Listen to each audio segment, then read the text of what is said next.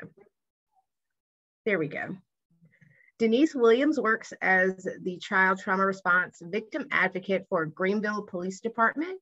She's been there since the program's inception in 2016. In this role, she works to provide resources and response for children and families exposed to violence or trauma on the effects of trauma throughout the lifespan, but especially on the developing brain. When I said that, I meant she also works to educate officers in the community on the effects of trauma throughout the lifespan, but especially on the developing brain. She is a graduate of the University of Mount Olive with a bachelor's in psychology and of Widener University with a master's degree in social work and education.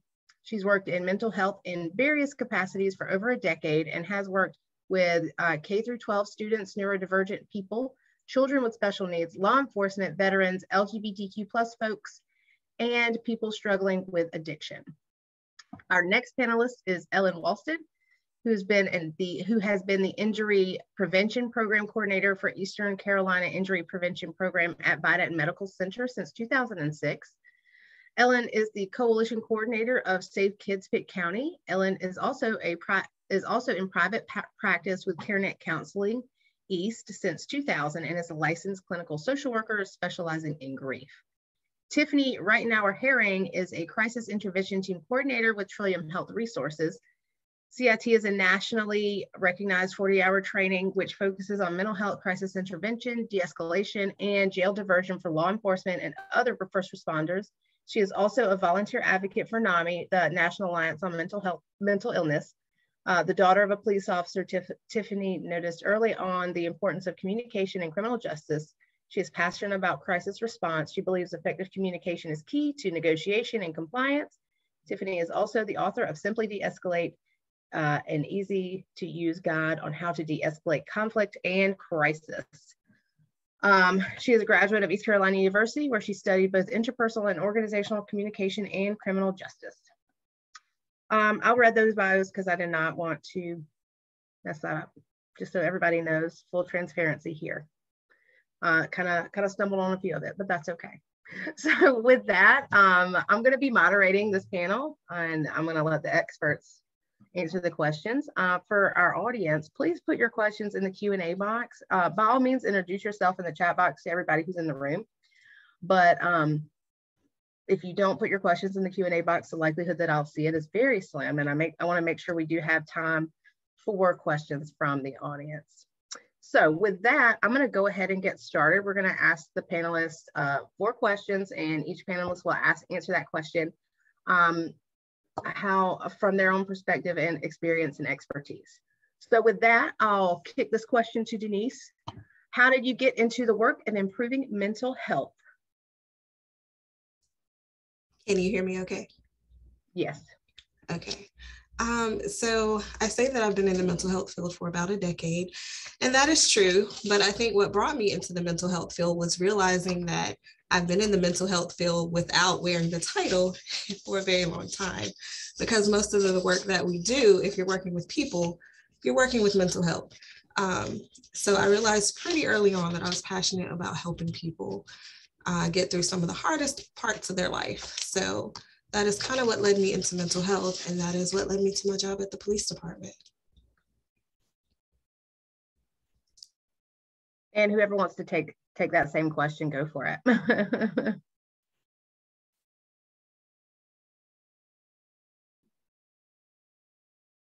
I can go. So I've actually been at Vidant for 30 years, and I forgot to mention that my first 14, I was an oncology social worker. So much like Denise said, you're walking mental health every single day, depending on what patient you're working with, what family you're working with, what medical team you're working with. So I've been very blessed that mental health is woven into the fabric of each day that I have the opportunity to work in both settings, whether it's at CareNet or at the hospital. And I became a CareNet counselor 22 years ago when I was called into pastoral care ministry by my associate pastor. It was after Hurricane Floyd in 1999. And it was really to meet the needs of Eastern North Carolina. There was so much trauma from that hurricane, and several pastors gathered and said, we have got to do something for our citizens. And they've experienced severe trauma from this storm and many other storms. It's cumulative, much like grief. So I was very fortunate to have the opportunity. We were able to bring CareNet from Baptist Hospital in Winston-Salem to Eastern North Carolina, and I'm just very thankful for the opportunity.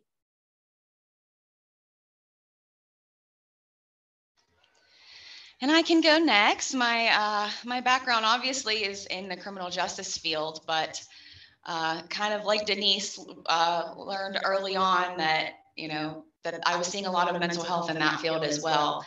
I work more so on the incarceration side. I've worked for the Pitt County Sheriff's Office and the detention center. I also worked for the Department of Public Safety prisons. And obviously, I was introduced to crisis intervention team training while I was there, because we do have to de-escalate so many crises, but also just learning about trauma-informed care, right? And kind of recognizing that a lot of the demographic that we were seeing behind bars also experienced this trauma that we're talking about. And that trauma played a really big role on why they ended up, incarcerated or with mental health concerns or substance use disorder. So I kind of wanted to get into, a different kind of field, more relating mental health more to criminal justice, because they tie together so much. So I feel very fortunate. I've been with Trillium doing the CIT training for about 5 years now, and have really just learned a lot to assist a lot of these individuals. Thank you so much. I'm going to leave my camera off so we don't get interrupted. The next question, I'll send this one to Ellen first. So how does addressing mental health issues and erasing stigma, so it's a two-part question around mental illness, improve the public health of the community? So this is a big question, and I'm going to let Ellen answer that first in her perspective, and then take it to Denise and then to Tiffanie. Perfect, thank you. So I have really been amazed by the number of articles in women's health magazines that are circulating around mental health, and certainly it's in social media, other publications, and I still love magazines. So I have actually been keeping a file of celebrities and others that are encouraging women to seek counseling, and it's everything from a chef to this particular lady was on The Bachelorette. I mean, it's just amazing the different things that I've been able to pull. This is a Christian singer, and I just want to share 3 quick quotes from each of these folks just to really give perspective on mental health and trying to break down that stigma. This particular person, she's a chef and author, Allison Roman, says, people should be nicer to themselves. We expect so much and think we're supposed to do it all. It's okay to fall apart sometimes. Wow. In a national magazine. She goes on to say, talk it out with a pro. I go to therapy every Wednesday. It's just a really wonderful outlet to have a place to talk about life and get feedback from someone who is not biased in any way toward me. This particular lady, who I mentioned was Bachelorette and a runner, she says, consider therapy if you haven't. We don't have all the answers, and it doesn't hurt to talk things out with somebody.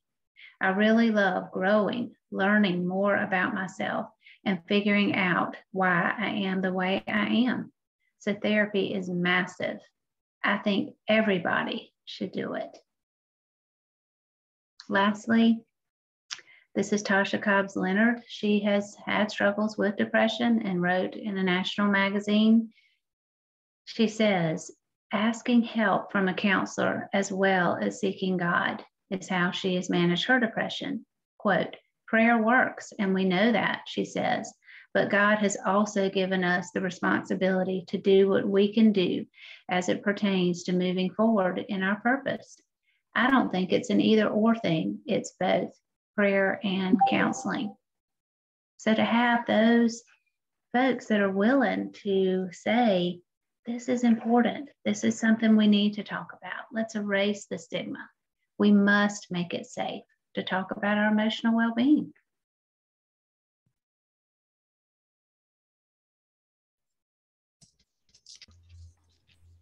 Yeah, so absolutely everything that Ellen just said.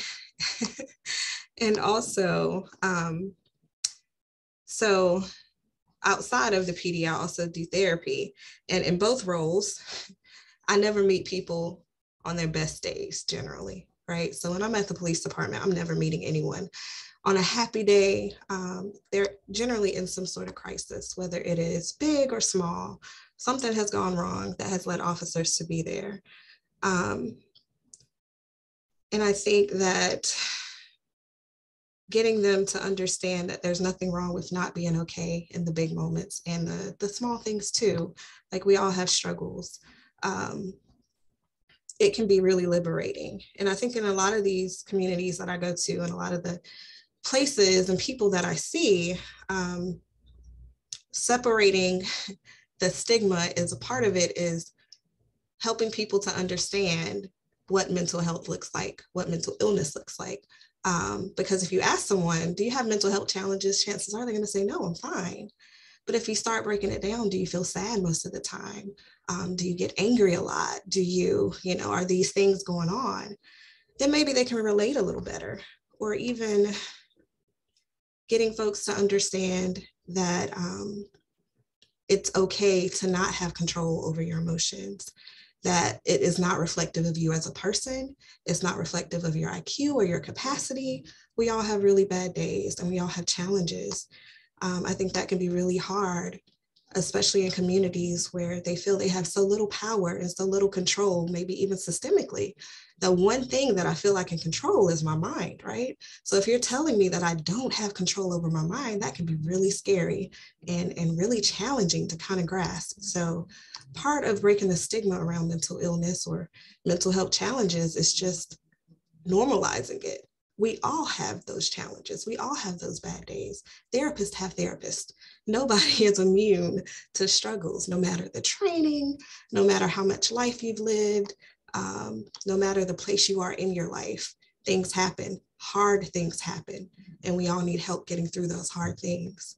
And I think that with that knowledge, it'll help to improve the public health of the community.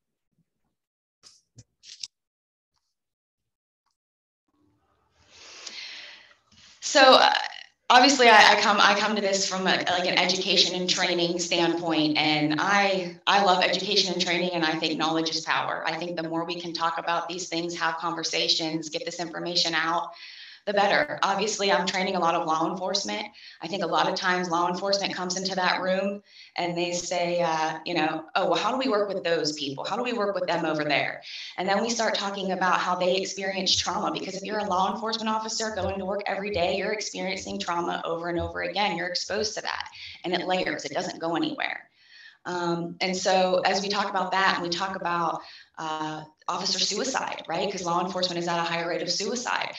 They start to recognize that it isn't those people over there, it's us too. Mental health is all of us. We all have mental health, and we all have to learn how to take care of it. And when I see officers come in that class and they leave at the end of the 40-hour week, really feeling more confident to work with these individuals, because they just didn't know how to before. They just didn't know, the signs and symptoms of schizophrenia, or what to say if someone is seeing something that isn't there, or is having delusional thought, right? All of that is so important, and so many law enforcement officers that I meet do really want to help. It's just that fear of the unknown. So the more knowledge that they can get in mental health, the more they can benefit their community, right? Because they're going to be able to go to those calls and manage those situations a lot better, and be able to refer them to mental health resources. For so long, we have been locking up individuals for mental health crises, right? I call a law enforcement officer there because I'm feeling suicidal or because I'm having a really bad day. I don't want to hurt anybody but myself. And so many times these folks end up in our jails and prisons. So that's really the importance of jail diversion. That's really how I feel that CIT helps the community, is by, you know, getting individuals the resources they need so they can remain in the community and be well. Along with that, I also am president of our local NAMI chapter, the National Alliance on Mental Illness. There are not a lot of people that know that we're here. We are one of the only active chapters in Eastern North Carolina, other than having to drive all the way to Raleigh for a meeting. I have people coming from Hyde County, Gates County, really rural areas, Pitt County, just to get that support. We do family support. We support family members who are caregivers, because if you're caring for someone with a mental health issue, it can take a toll on yourself as well. So self-care and having that support is going to be even more important. We also do peer support. So if you're somebody living with a mental health concern, you can come and meet like-minded people. Now, I will tell you that those meetings don't fill up as quickly as the family to family, because it's scary, right? I myself have a diagnosis of generalized anxiety disorder. You know, before I was introduced to NAMI and someone was like, hey, do you want to go to this support group to talk about your mental health issue? I'd be like, no, what kind of people am I going to meet there, right? And that is sort of the stigma too of, well, I don't want to go and see all those, and I hate to use this word, but we use it all the time, those crazy people, right? And you go and you realize these are just regular people who, you know, are struggling, are going through very similar things like me, you know, work issues, relationship issues, you know, grieving. All of these things are going to affect all of us at some point in our life. So to say that, you know, any one of us are going to go through our entire lives and not experience a mental health concern is unrealistic. So we need to know how to support each other better, because when we end up being that person that needs to be supportive, we need someone knowledgeable and helpful who's willing to extend that hand and help us get back up too. Thank you so much. And I'm going to do a little spin on this next question. So bear with me, panel. I know I've prepared you, but I'm interested to know the answer. So that's why I'm going to do it. So the question really is, COVID-19 has caused an incredible surge in mental health crises, right? And from your different expertise and perspectives, what have you seen during the pandemic, and how can the community respond to that growing health concern? And I'm gonna let whoever wants to take it first, take it first. Okay, so that's an excellent reframe of the question that you gave us, and it actually goes to the Q&A question that is in the little pocket waiting for us to address. I'm going to kind of tackle that too. And it goes also with Tiffanie when she was talking about self-care. Right, we know our referrals at CareNet have been astronomical. We cannot keep up with the demand. We've had a wait list for months now, and we have had CareNet in our community for 22 years and operated without a wait list. It's needing to support each other. It's the role for churches and other community partners to come together, because just counselors cannot manage the demand on their own. I have a friend that's just opened Carolina Counseling, and she's full. So we know there's a tremendous demand, and we know that the need is beyond our scope, and there's a desperate need for healing and unity in our community, in our nation, and beyond. And to me, it ties back to promoting self-care, exactly what Tiffanie was saying. And I would like to even reframe that to self-compassion, because there's something about when you say self-care, I'm being selfish. You're not. Yet, what about self-compassion? Can we have compassion for others? Yeah, we think, wow, I want to be a compassionate person. I want someone to describe me as caring and kind and loving to others. So absolutely, we have to do it for ourselves. And the question in Q&A was how to do that kind of on a regular basis. And to me, this is individual, and it expands to our community. It's those little bitty moments that you carve out of each day. And I'll just share personally, when COVID was hot and heavy and I was working every weekend for 5 months straight, managing my CareNet job, my hospital job, and then we were called in to do screenings, and we were called in to manage the COVID hotline. And there were days I just couldn't even breathe. I'm thinking, oh my gosh, am I going to lose my job? What's going to happen in the next moment, the next day? And I can remember I would step outside and just throw frisbee with my dog for 5 minutes, or I would step outside and listen to the birds. I would step outside, watch a sunset. And it was those little moments that kept me going.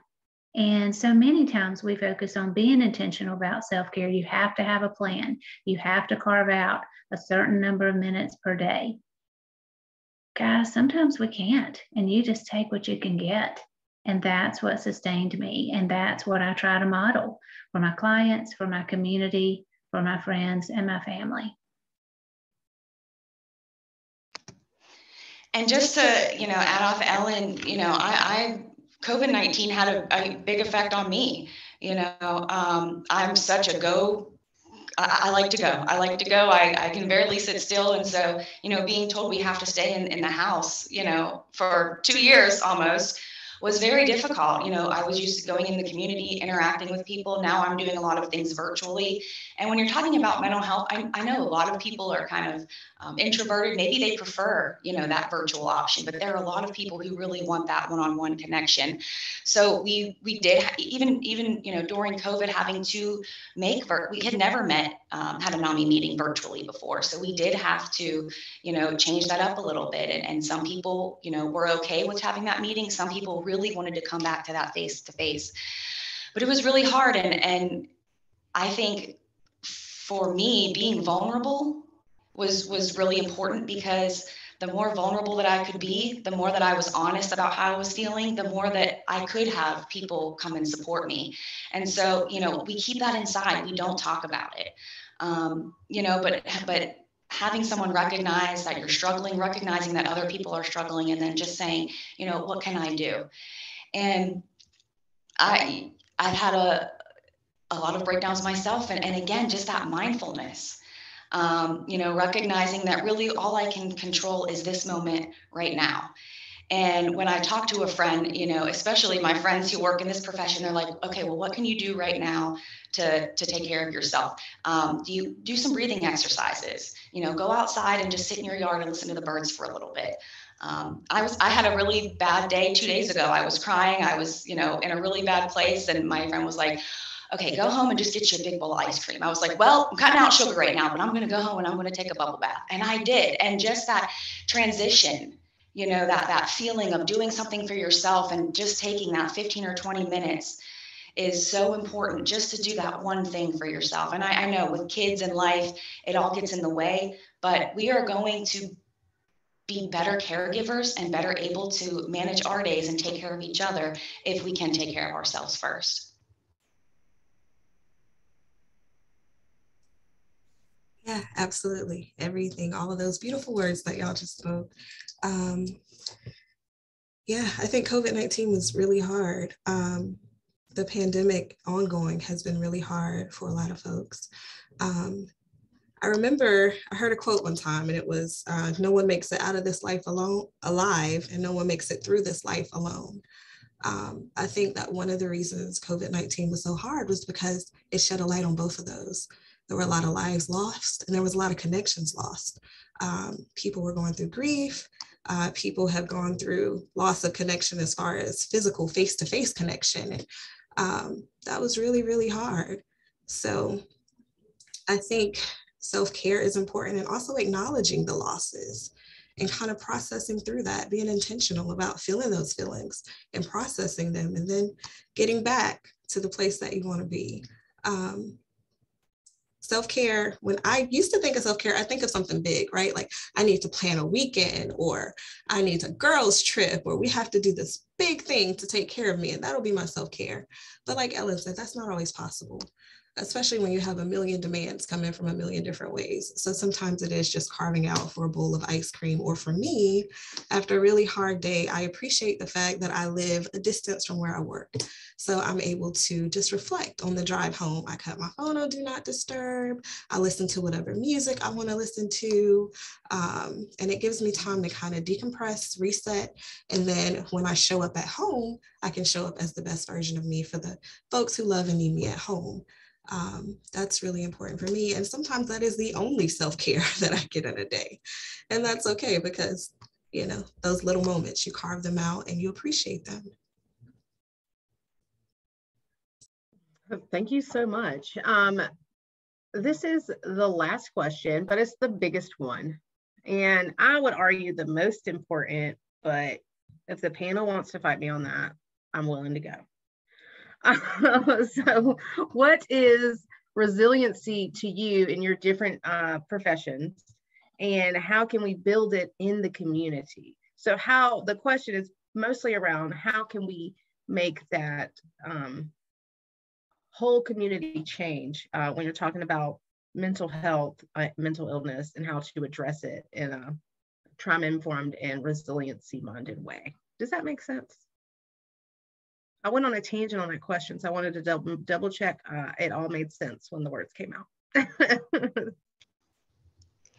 Well, I can start as far as commenting on resiliency. I know we just talked a lot about mindfulness, and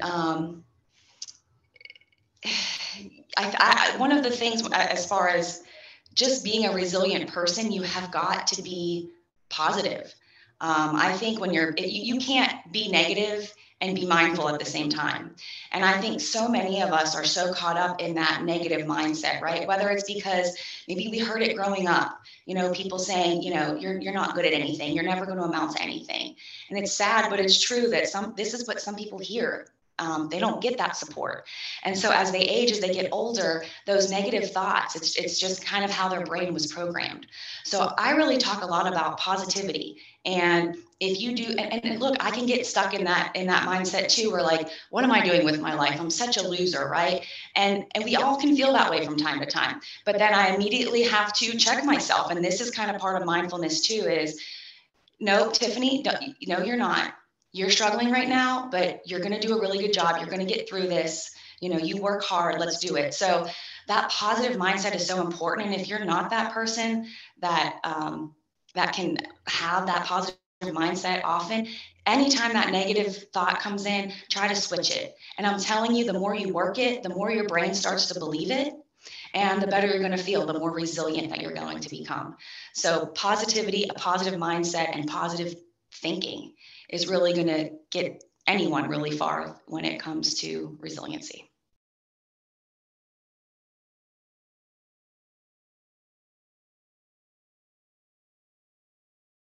Okay, I guess I'll go next. I see Ellen kind of pointing at me, so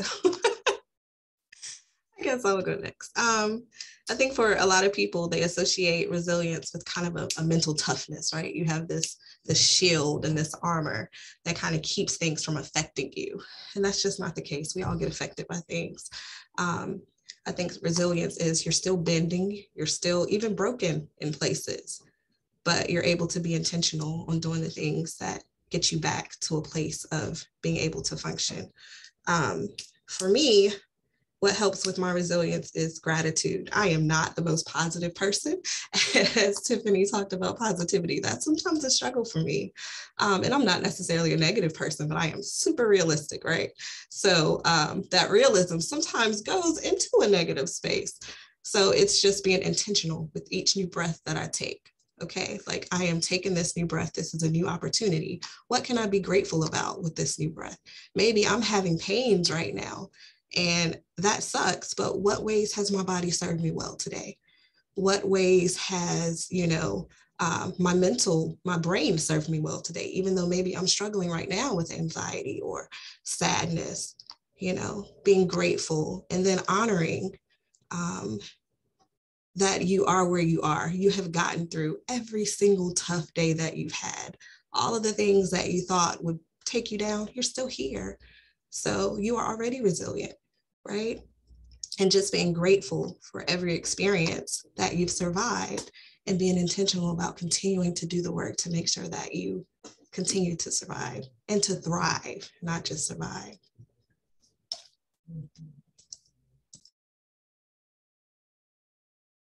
Excellent, ladies. Wow.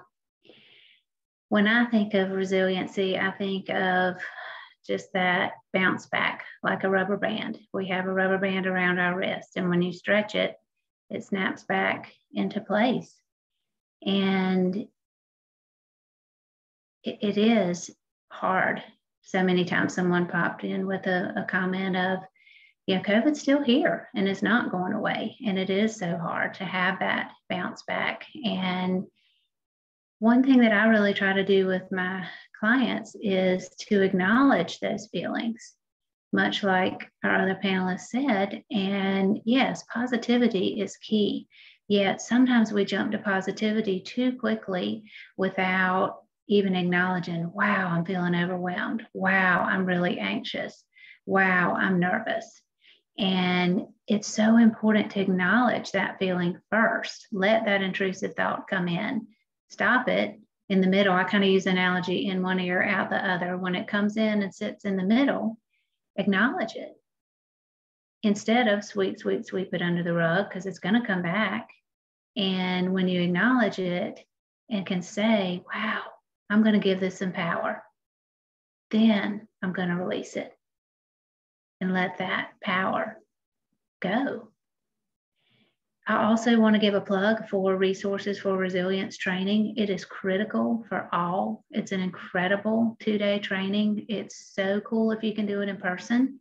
We've had some remote because of COVID, yet going in person, doing those sensory stations, being with others to talk through resilience and what that looks like, and even the follow-up resiliency labs to put those skills into practice, teaching folks about rapid resets, how to retrain your brain. It's amazing work, and that's out of a group in Asheville, and we've been very blessed in our community to have multiple trainings for free from grants through our Brace group. And I have to give a shout out to Brace, Kia and Bonnie Jean and our ECU professors. There have been incredible supports for our community effort. And that is a local community group that you can join that meets very frequently to address ACEs for children in our community and how we can move beyond the trauma that has been experienced and prepare them for any future trauma. And we have to address trauma and provide safe spaces to process for our children and our adults. Thank you. And as the audience is gathering their questions, because that was the last prepared question I had, but I also have an additional question because I do. Be sure, audience, that you put your questions in the Q&A so I don't lose them. But while you're thinking on that, I'm going to ask the panel, what are some of your concerns around how we are addressing mental health? I guess I would say in the state of North Carolina, because it functions pretty much on a statewide level with different local programs. But what are some of your concerns around that, and how do you think we can, try to make it a little bit better?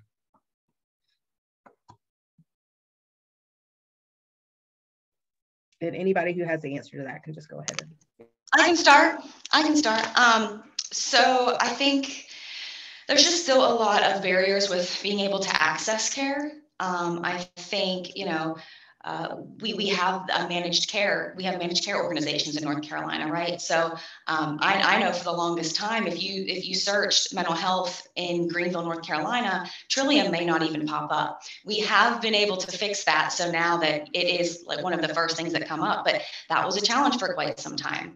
Also, obviously we talk about jail diversion. If there is someone who's experiencing a mental health crisis, that go-to number is 911. That's the universal number that we all go to.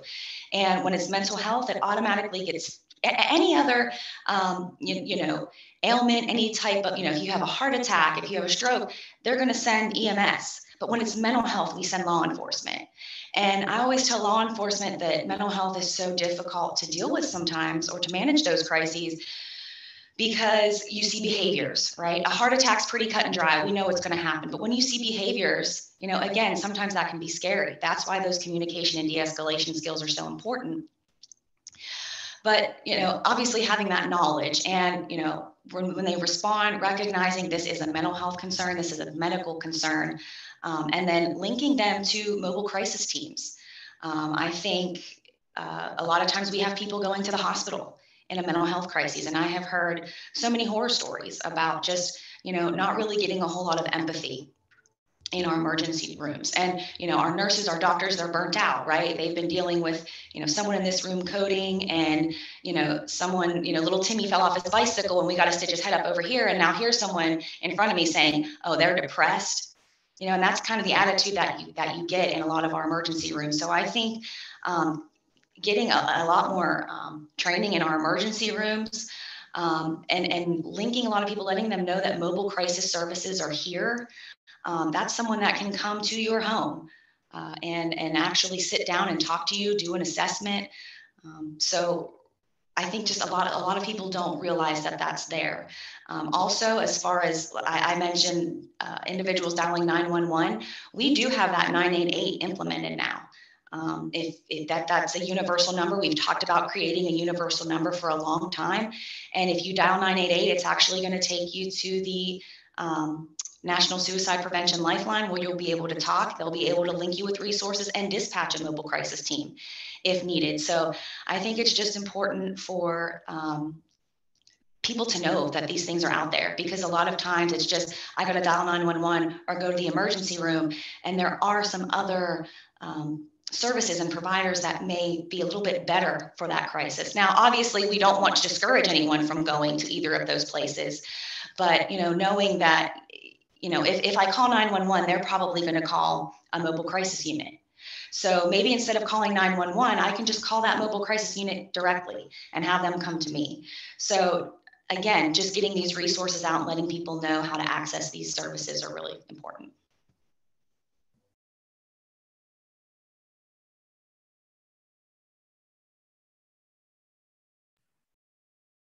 Tiffanie, thanks so much for addressing that too. And Rod had put a comment in the chat box just talking about the training that you offer, and that it isn't enough to prepare them not to make things worse, because so many times, you know, uniformed officer can trigger reactions in someone no matter what they do. And his question was, do officers understand they need to defer to trained mental health and social workers? And certainly I'm sure you teach that in your course, but didn't know if you wanted to address that. And yes, we would want them to seek professional help. However, what did I say 20 minutes ago? We are so burdened with the demand that it's going to take more than just being able to refer and not have to wait. So I'd be open to everyone's suggestions on that as well. But if you might want to touch on that, Tiffanie. Yeah, I can. So yeah, obviously, there's something called a use of force continuum, right? Denise knows all about this. Is that one of the first things that people see when you show up is that officer presence, right? They see the gun, they see the badge, and they automatically get fearful. I obey the law, but if you pull me over for speeding, I'm going to get a little scared when you start approaching my vehicle. That's kind of the nature of the uniform. You know, a lot of times it can be scary to some individuals. But that, again, when officers show up to the scene, it's all about rapport. It's all about that rapport building. It's all about empathizing. It's all about staying out of judgment. These are all things that they're going to learn during that 40-hour training, because there is an approach, body language, right? If I'm in a mental health crisis, I don't want someone, you know, standing over me like, hey, what's going on today? I want someone to get down to my level. I want someone to keep a low tone. I want someone to make eye contact with me. I want someone to seem like they care and want to get me the help that they need. So again, a lot of those skills they're getting, they're learning how to approach it as a mental health crisis and not a crime. There is a difference between the two, and they are responding to both. but there is a different approach, and it's a specialized response to these individuals. And, you know, another important part with, you know, one of the things I really don't like is, you know, some agencies implementing, oh, well, you have to go to CIT training if you want to become a sergeant, right? Well, honestly, CIT might not be my thing. We really want CIT officers to be very specialized. We want them to want to be in the training. We want them to volunteer, because we need both. We need officers who, when there's a bank robbery, you know, they can run in and they can get the bad guy. But we also need officers who are able to, again, empathize and relate and kind of wear that social worker hat to get this person to the help that they need. So I totally get where you're coming from with that officer presence and what they may look like when they arrive to the scene. But what they're saying and doing to get that person help and offer those resources is going to be really important. There is another question, and I think that Denise and Tiffanie could possibly answer this one. Do any of you believe, and Ellen may too, forgive me, do any of you believe that as a mental health awareness progress, that police departments or sheriff's departments will begin to have a mental health professional on staff? And I do believe that Denise is one, so maybe she could speak a little bit more about that progress and how she got on staff at the Greenville Police Department, but also if she's seeing any movement in other departments around the kind of work that she does. Yes, I can absolutely take this question. So this program got started in 2016, 2017. It is the only right now and the first in the Eastern North Carolina that is like this. So what it was designed to do was it was designed to be a co-responder model, so that you have a mental health professional and an officer go out and respond when children and families are exposed to violence or trauma. And also it tasked me with educating officers and the community on what trauma-informed policing looks like. And Tiffanie does a lot of that through CIT too, because a trauma-informed approach is going to look a lot different from a typical basic training type level approach. It's going to be more focused on the behaviors and the compassion and the empathy and understanding all of the silent parts that are in that room, right? So that is unique to Greenville Police Department. But as Tiffanie was saying before, how a lot of departments send an officer out instead of EMT, I think Greenville is moving to a model that's more like that, in addition to, you know, me being here. But also there's departments like Durham and other departments across the nation that are implementing mental health professionals combined with medical professionals who are going out and responding to scenes when they know that there is an active mental health crisis going on.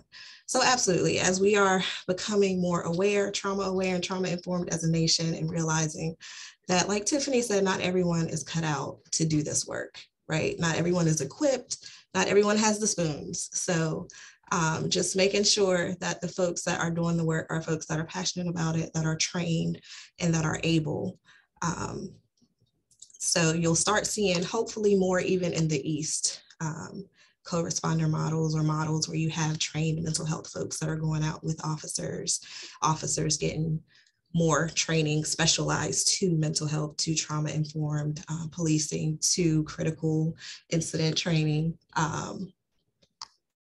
I think that we're moving in the right direction. There's still a lot of growth that should happen, that is happening, but we're moving in the right direction.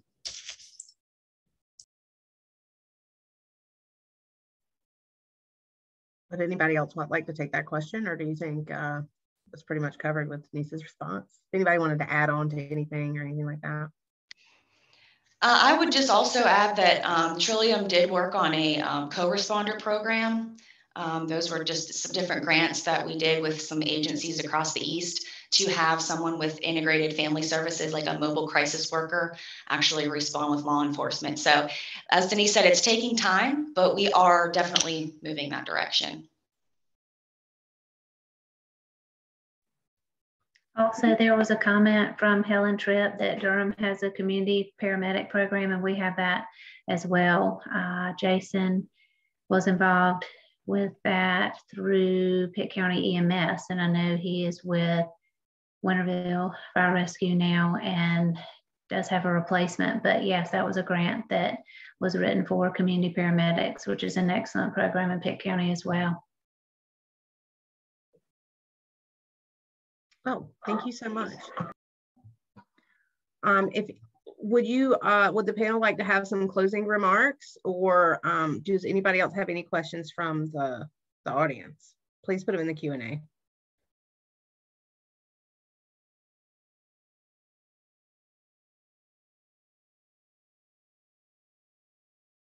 What are you finding as it relates to the needs of youth due to current challenges?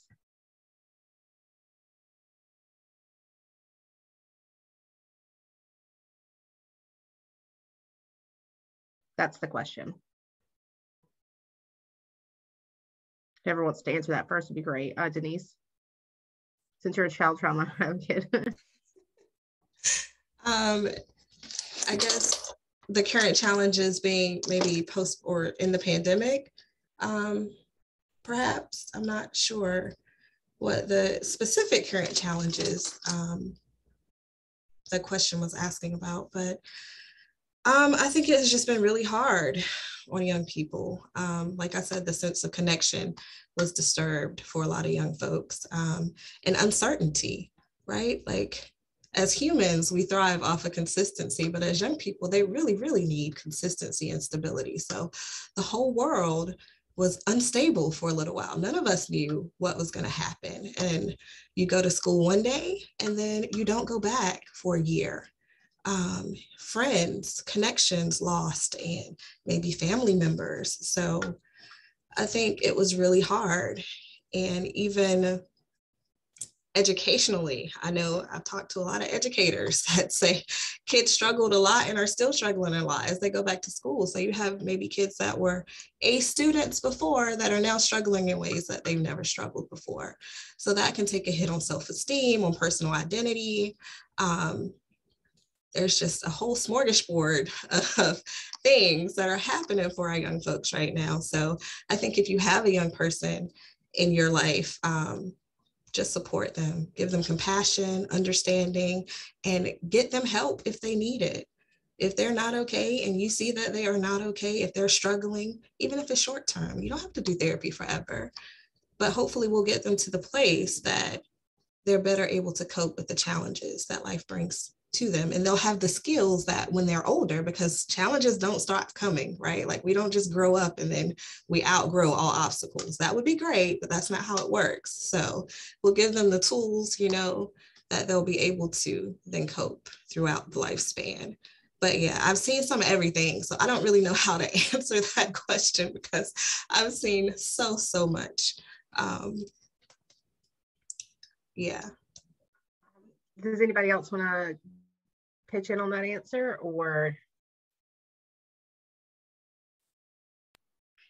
So I'll just give a shout out to our school social workers, our school counselors, our school nurses. They are incredible resources. They're overworked and underpaid, yet that again is that safe space that we create for students to find that trusted adult to be able to share if for whatever reason they can't go to therapy, they don't want to ask their parent about going to therapy, maybe there's a stigma with the parent in therapy, but when you've got those built-in resources right within the schools, and children are back in school now and can utilize those trusted adults, I would encourage that as a resource for children as well.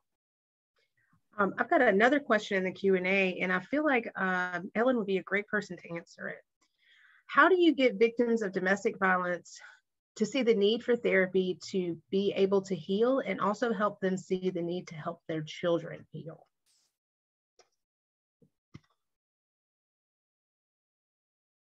So something just popped up really quick that Pam Strickland said she wanted to answer that. Did I just dream that, or?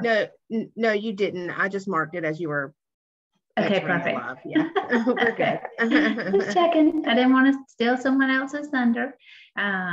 So again, I think it's just that willingness to erase the stigma. And it's so hard because when you have a domestic violence situation, you're already dealing with the stigma of that. And I just had a friend share her story of a horrific domestic violence situation that she was facing with her 4 children. And thankfully, her children are in therapy, and she and her husband were in therapy before things just became too violent. Yet it's that willingness to take that leap of faith, to find that trusted person and to say, I need help, and to be the willingness to be vulnerable. And I affirm my clients so many times, thank you for coming to therapy this week. Thank you for walking in the door and being willing to be vulnerable. If I can jump onto that too, just speaking specifically about youth, obviously I wrote my book about de-escalation, and I've been asked a couple times, is this information available to children? And I'm like, I need to figure out how to convert this into a children's book. But they're absolutely right. I mean, children need to know this information too, how to listen to each other, how to find somebody that you trust and talk to them if there's something going on. Just empathizing. These are all skills that they need to know. And I think sometimes we think, oh, well, they're so young. Well, you know what? Kids are going to turn into adults. And so why not start young? I had done an event at one of the schools locally we were talking about de-escalation. And again, okay, well, who in the school would you go to? Would you go to a teacher? Would you go to a counselor? And we had a lot of really good conversations. It was about 20 students. When we finished, they went back to class, and there was one little girl that hung around. And she came up and she said, what if you want to talk to an adult, but you're afraid that Child Protective Services is going to be called? So, right, that's automatically like, hold on, red flag. Why is this young child talking about that fear? Like, is that something that's happened before? So obviously I had to find someone above my pay grade to come in and just say, hey, this is what I was just told. But whatever conversations we were having, whatever we were talking about in that hour we were together, made this little girl feel safe enough to disclose what was happening. And they did find out that there was a lot of things happening inside that home that shouldn't have been. So I do think that it's important to have these conversations with kids because they're going to need it. And the more that they can notice their mental health and well-being young, the better they're going to be able to develop and manage it as they get older. I'll also add for the domestic violence question, we have here in Greenville, the Center for Family Violence Prevention. They are an amazing resource. If you can connect that person to an advocate there, they can get them some information, some education, some support, protective orders. They assist with a whole gamut of things. And there's a safe house that people can go to if needed. So I think maybe just that safe, understanding place and person that knows and has the resources available to help could be helpful in that situation. And also, like Ellen said, there's also, I think, and I don't want to misspeak, but I think all of Pitt County Schools has a contracted mental health person in each school. So in addition to the social worker and the counselors that are with the school, there's also therapists there. So yeah, just utilizing those resources as well to make sure that needs are met. That's what they're there for. Also, if you are a community person who wants just extra knowledge, like Tiffanie said about the training that Trillium offers, they also offer mental health first aid. And that is a great, great resource to better understand your own or to better educate yourself about mental health challenges. And it's for the average everyday person to understand what a mental health challenge is, what mental health is, what mental wellness is. And that is for adults and young people. I have another question here, but really quick, I just do want to say on this call, or on this panel, that some of the attendees are from across the state and across the country. I can't speak to North Carolina. There is a domestic violence organization covering every county except for 3. And those counties, if I'm not mistaken, are Bertie, Northampton, and it might be Hertford or Halifax, I cannot remember, but those are the 3 counties that aren't currently covered, but they are working on that. So depending on the area you are in, is going to depend on the organization that you contact around domestic violence. I just wanted to be clear on that one. But the Center for Family Violence Prevention covers a lot of Eastern North Carolina. So the next question is, how do you distinguish from real resources versus the ones that aren't very reputable?